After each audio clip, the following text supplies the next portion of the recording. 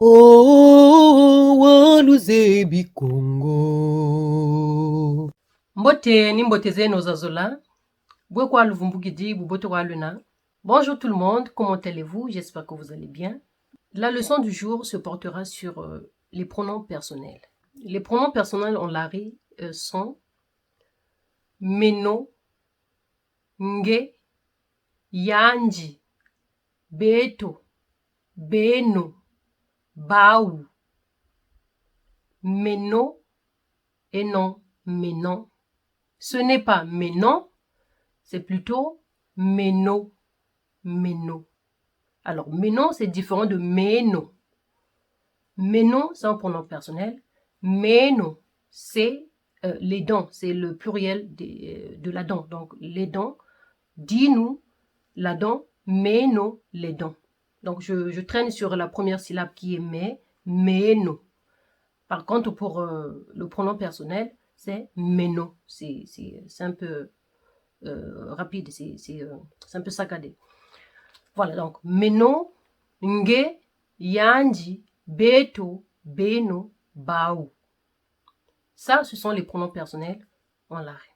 Mais ces mêmes pronoms personnels peuvent devenir des pronoms toniques quand ils se trouvent à la fin d'une phrase, par exemple. Si je dis Nzoyi ya meno. Nzoyi ya meno. Alors là, vous voyez, le pronom personnel meno se trouve maintenant à la fin et non devant. Donc, comme je disais tout à l'heure, Nzoyi ya meno.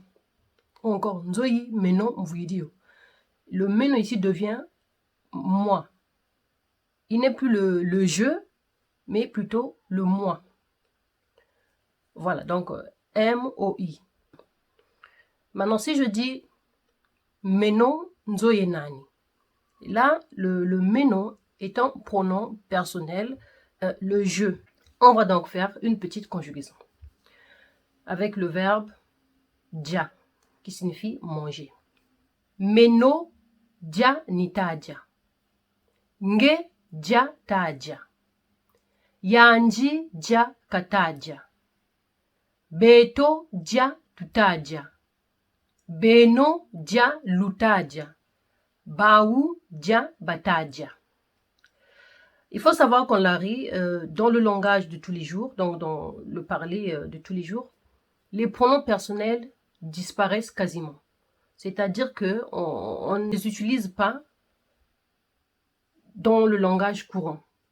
Par contre, on utilise ce que moi j'appelle la caractéristique de la conjugaison, en ce qui concerne donc les pronoms personnels. Cette caractéristique est la suivante. Nita, ta, kata, tuta, luta, bata. Le nita renvoie à la première personne du singulier, donc le je. Ta renvoie à la deuxième personne du singulier, donc le tu. Kata renvoie à la troisième personne du singulier, donc il ou elle. Tuta renvoie à la première personne du pluriel, donc le nous. Luta renvoie à la deuxième personne du pluriel, donc le vous. Et enfin, bata renvoie à la troisième personne du pluriel, donc il ou elle. Si vous maîtrisez cette partie donc de la conjugaison, cette caractéristique, que moi j'appelle caractéristique, eh bien, vous pouvez conjuguer tous les verbes en l'arrêt sans pour autant recourir au pronom personnel. Donc, vous retenez la caractéristique, vous vous servez de ça. Dès que je dis dia nitaja, le nita renvoie à la première personne du singulier. Donc, je vous conseille de maîtriser cette, pour les personnes qui apprennent donc le larin, de maîtriser cette caractéristique. Cette caractéristique va vous permettre de parler sans pour autant recourir au pronom personnel. Je vais entonner un morceau que j'ai composé, que j'ai écrit pour assimiler rapidement les pronoms personnels. Et j'espère que ce morceau va vous aider, en tout cas pour les personnes qui apprennent nouvellement le larin. Ça va vous permettre de rapidement enregistrer les pronoms personnels. Meno nge yandi beto beno baou. Meno nge yandi beto beno baou. Alors, ce serait donc tout pour aujourd'hui. Meno nilu shishidi, sale no bubote, sale no muchizunu, sale no muzola, sale no bawasa, tuftwe no monana, ni chankoi. Je vous dis à très bientôt, portez-vous bien. On se retrouve une prochaine fois pour une nouvelle leçon. Ciao. Nitwegwa.